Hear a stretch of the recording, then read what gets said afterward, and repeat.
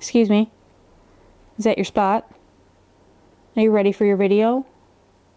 Say hello to your friends. Okay.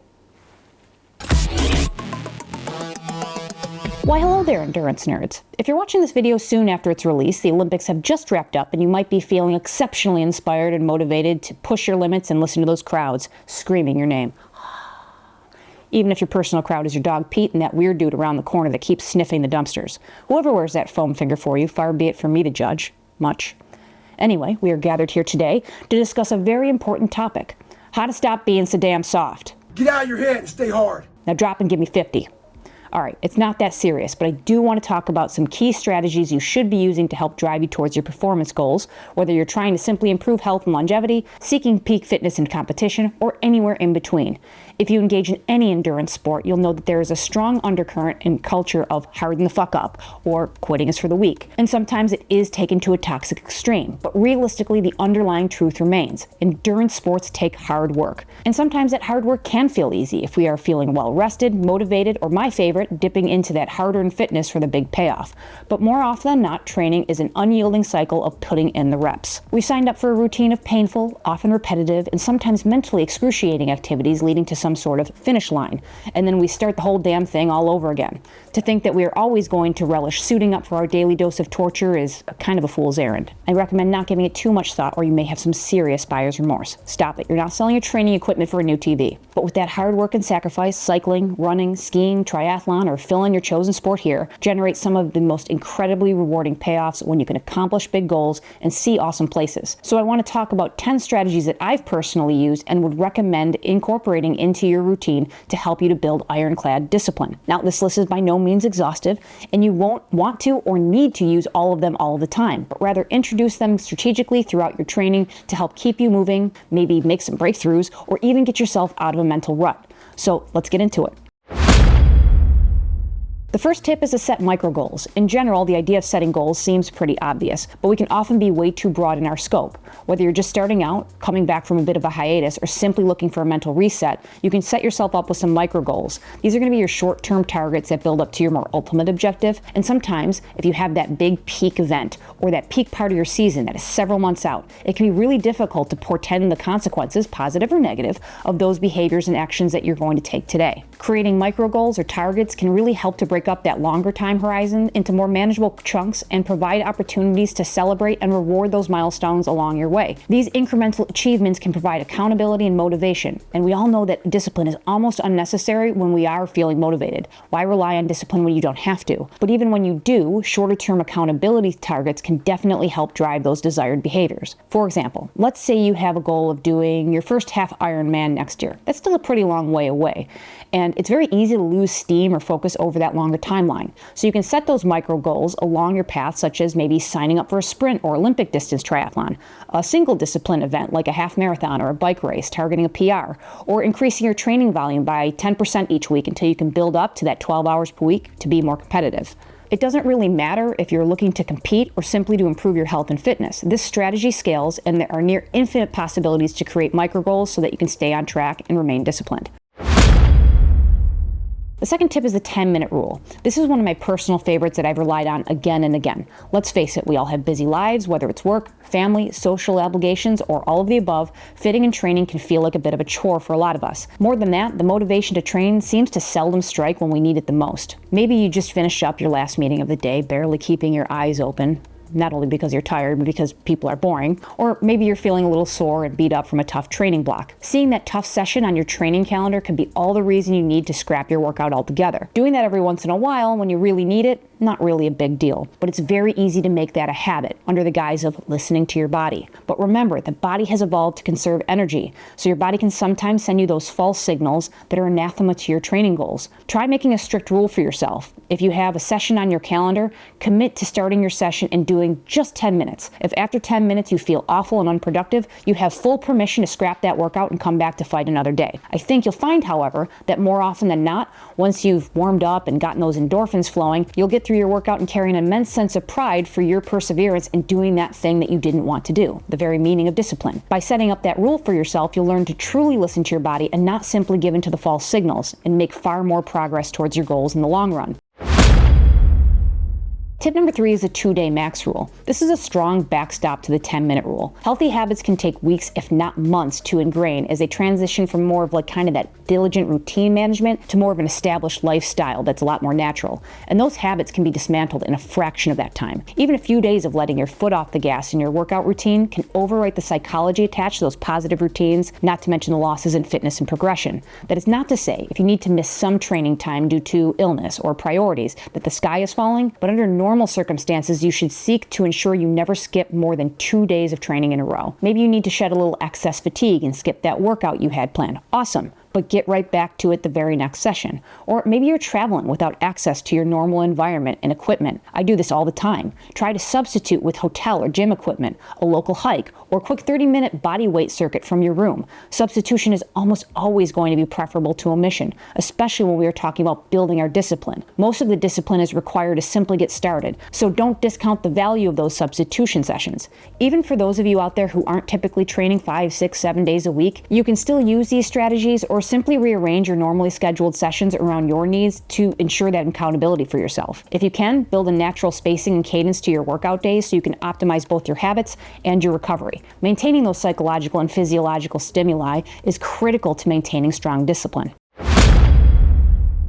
Tip number 4, comparison is the thief of joy and results. You need to avoid comparing your beginning or middle to somebody else's peak performance. Focus on your personal bests and improvements, remembering that endurance sports are for the long haul, and the value is comparing your own PBs over time, not against somebody else's highlight reel. Competition can absolutely be a means to extract your best possible performance and to work hard, but compete with focus and purpose. Sign up for races that compete against others in your category or age group. Pick a segment in your local area and target a Strava placing that's appropriate for you. Create those micro and macro goals for yourself and see where you stack up with controlled variables. So many people indiscriminately compare themselves to others, social media certainly not helping matters much. These types of comparisons can be very demotivating when they lead to unreasonable expectations.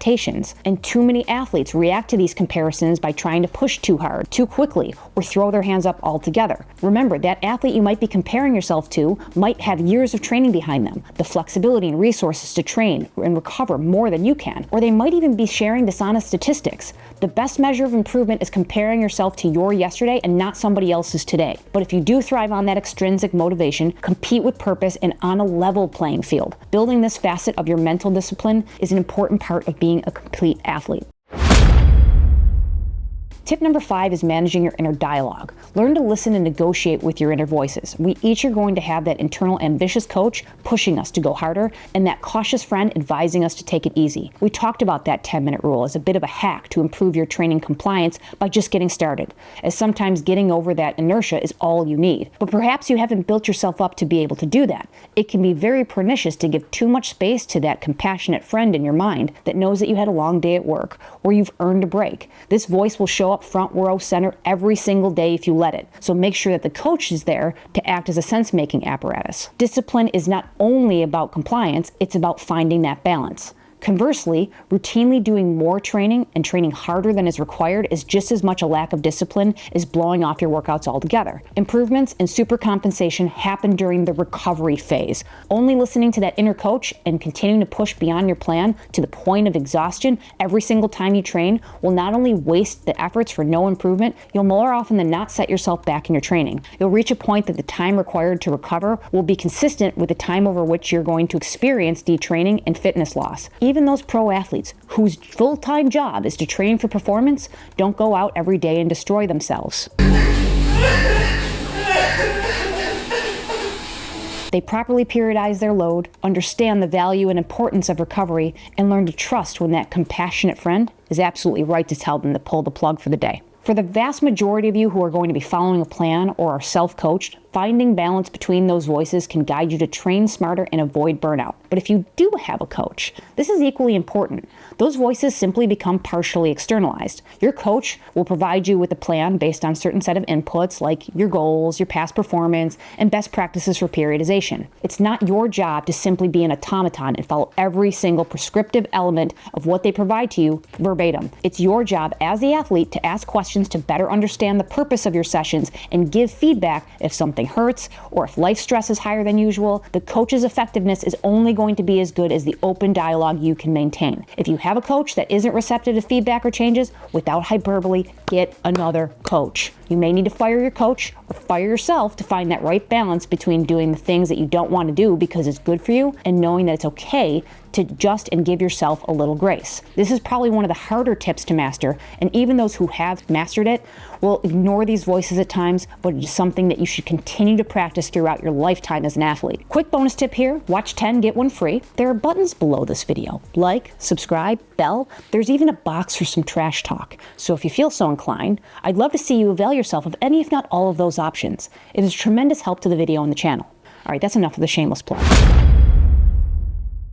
Tip number 6 is use a schedule. Accountability is critical to building ironclad discipline. Many of you have been in careers and you know what it's like to have to show up at an office at a particular time or complete a presentation on a deadline. In order to remain gainfully employed, we need to deliver what is expected on the schedule necessitated by our work. Of course, the threat of lost income forces the issue, but you can borrow from this idea for other facets of your life, especially training. While I don't necessarily believe you need to time block everything in your life, it can be very helpful to loosely calendarize those mission critical obligations with start and stop times, including your workouts. Don't assume that on the day you'll fit in that 1 hour session when you can, because time can get away from you and before you know it, you've skipped it. Sit down with your schedule a few days or a week out, include your partner and family if need be, and lay out your obligation for that period. Schedule those most critical and inflexible things first, evaluating the time remaining to block out your workouts. This provides the opportunity to protect that time and perhaps negotiate with other members of your household how you'll cooperate and manage your priorities so that you can allocate that time. You may find that you have to get creative with early morning or late evening workouts,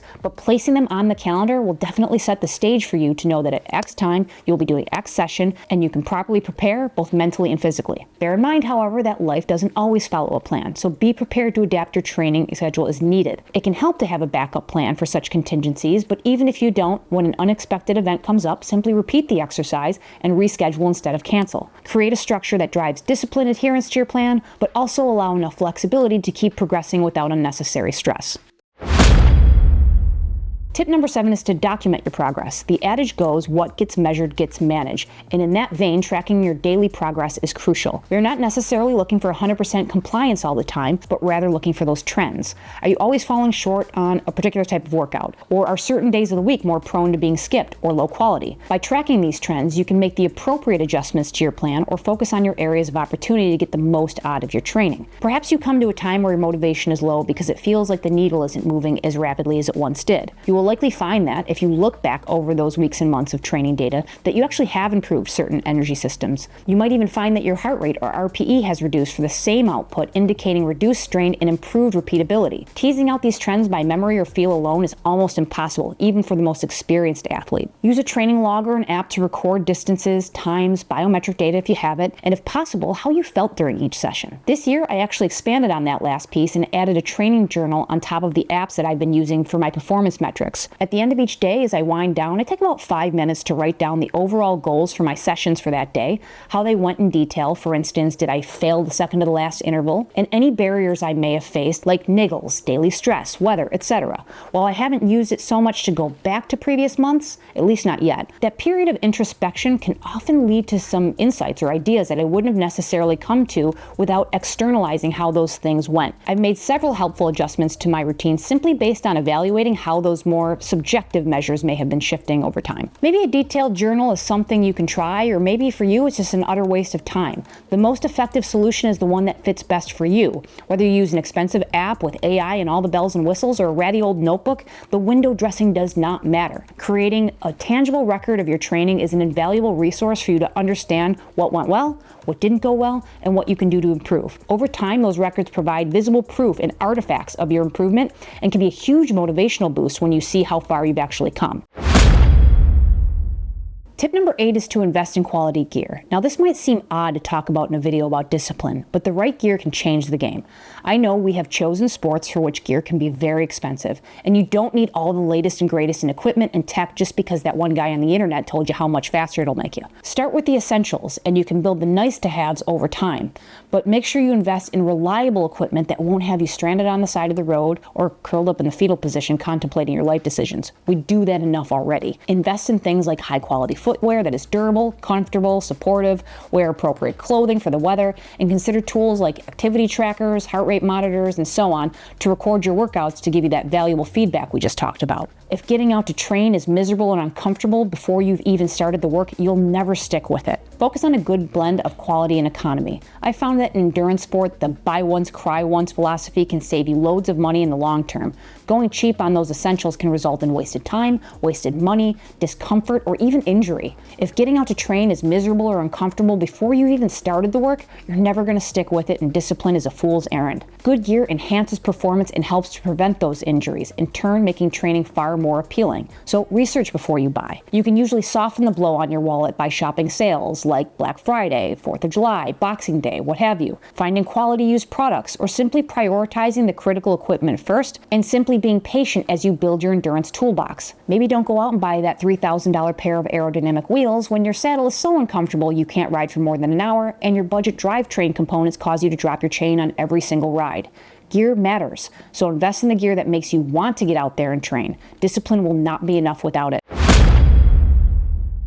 Tip number 9 is nutrition strategy. And nutrition is a twofold component when it comes to discipline.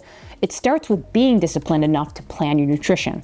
And I've talked a lot in past videos about nutrition strategies, especially when it comes to working above zone 3 and the importance of integrating carbohydrates to fuel your training. I'm not going to rehash all of that here, but to repeat my mantra, don't diet on the bike. Take a look at the demands of your sessions, including intensity and duration, and use a workable combination of pre, intra, and post-workout fueling to meet the demands of that session with, generally speaking, 60 to 90 grams of carbs per hour. If you are looking to maintain an overall calorie deficit for weight loss, do that in your primary meals, ensuring you maximize the quality of those meals for other macro and micronutrients. Fueling your workouts properly is going to ensure that you're maximizing your usable energy within the workouts and allow you to reap the benefits of those workouts by optimizing your performance for those harder efforts. But you might be asking how this is a tip to build discipline if I'm just telling you to be disciplined. And this is where the second piece comes in. If you can kick off with the right nutrition, you can catalyze a few things. First, when you have the energy to perform, you'll feel much more motivation to train and push your limits. Second, when you reap the results of the optimized performance,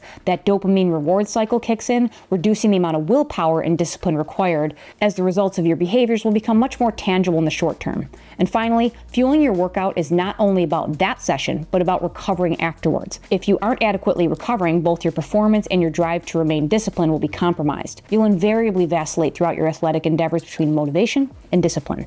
And this tip can kind of help you put your thumb on the scale towards that motivation end. So put some thought and design into your nutrition strategy and stick to it. Tip number 10 is to join a community. I think the viewers of this channel probably span the gamut between solo athletes and folks that are surrounded by others every single time they train. Many of you probably see some seasonality in these trends, like group rides and races all summer long and head down your pain cave all winter. And regardless of how and with whom you train, joining a community can help to drive that accountability and engagement to reinforce your discipline. It could be your local cycling or running club. It could be groups on Zwift. It could be forums or discussion sites that help you to talk to other like-minded folks about training fundamentals or struggles. We all have elements of our training routines that we don't or can't fulfill without external resources. Communities of practice can fulfill some of those needs in a very affordable and accessible way. Maybe you need some external forcing function to do your long run. A local running club might provide a date and time for you to show up to each week, where members can support one another and hold each other accountable. Maybe you've purchased an app or a training plan, but you find yourself confused about the data or the benefits. A forum or even something like a subreddit can provide an opportunity to ask questions and get multiple points of view to augment the information you've already been able to interpret on your own. Or maybe you're just a recreational rider looking for fun ways to stay healthy and in shape. A local group ride or Zwift club can provide several events per week for you to join and enjoy a social atmosphere while doing something positive for your health. We are social creatures with varying wants and needs from like-minded folks, so don't be afraid to reach out to those communities and join in. These days, there are myriad options for different levels and expectations. I guarantee you're going to find a good fit for your needs, and those communities will be absolutely thrilled to have you. I think most of us in endurance sports want to see the communities grow and expand. It's a net benefit for all of us. More events, more economical options for technology and gear as demand increases, more opportunities to build those lasting friendships. It has never been easier than it is right now to find a community that will help you to move you towards your goal and keep you disciplined. But I'd love to hear what you guys think. Have any of you used the tips that I've discussed to positive effect in the past? Or do any of them stand out as new strategies for you to incorporate into your training plan? Or maybe there's some tips that you think that I've left out here. All of us are motivated and constrained by different elements in our lives, and I hope that I was at least able to provide a few ideas that you can use to drive that discipline and get the most out of your training. So don't forget to hit all the buttons and do all the YouTube-y stuff. It's an invaluable help to drive this message and expand this community. There's some extra videos over here if you're so inclined. Thank you all so much for watching, and as always, I'll catch you in the next one. See ya.